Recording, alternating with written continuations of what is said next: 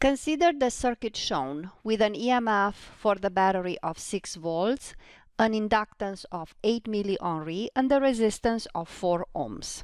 Let's write this down so we can easily refer to these numbers. In part A of the problem, we need to find the inductive time constant of the circuit. By definition, the time constant of an LR circuit is calculated as the inductance L divided by the resistance R. The inductance L is 8 times 10 to minus 3 henries, and the resistance is 4 ohms. That gives us a value of 2 times 10 to minus 3 seconds for the inductive time constant of the circuit.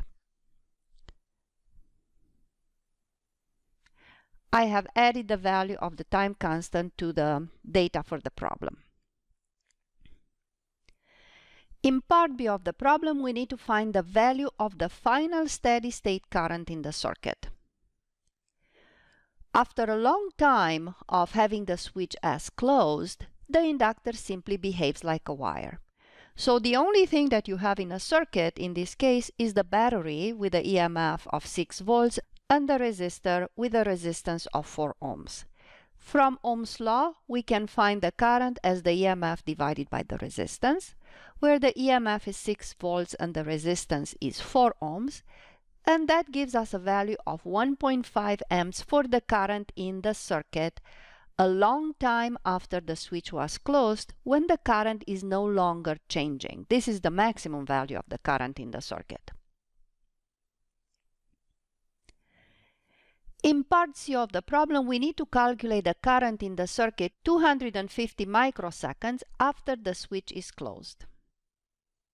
Once the switch is closed, the current in the circuit is increasing, and the equation that shows us how the current changes with time is this one, where we have the current as a function of time equals the current I, which represents the maximum value of the current, which we calculated at part B, multiplied by 1 minus e to minus t over tau, the time constant.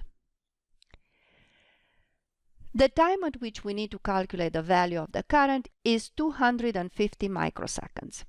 Therefore, the current will be equal to, the maximum value of the current is 1.5 amps multiplied by 1 minus E2. The time is 250 microseconds, or 250 times 10 to minus 6 seconds, divided by the time constant, which is 2 times 10 to minus 3 seconds.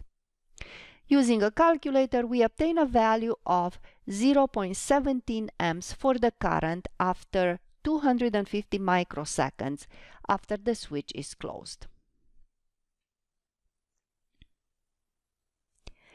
In the last part of the problem, we need to find how long does it take the current to reach 80% of its maximum value.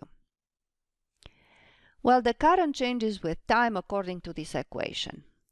And from this equation, we need to find the time t when the value of the current I at that moment in time is 80% of the maximum value, or 0.8 multiplied by the maximum value of the current.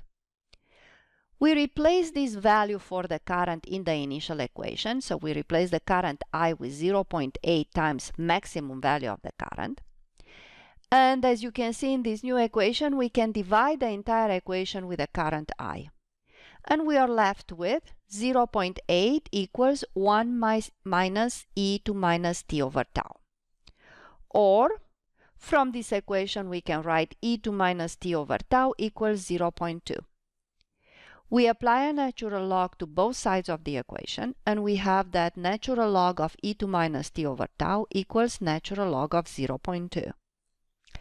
Natural log of e to minus t over tau is nothing else than minus t over tau, and this will be equal to natural log of 0.2, from where the time equals minus tau times natural log of 0.2. Do not ignore the minus sign.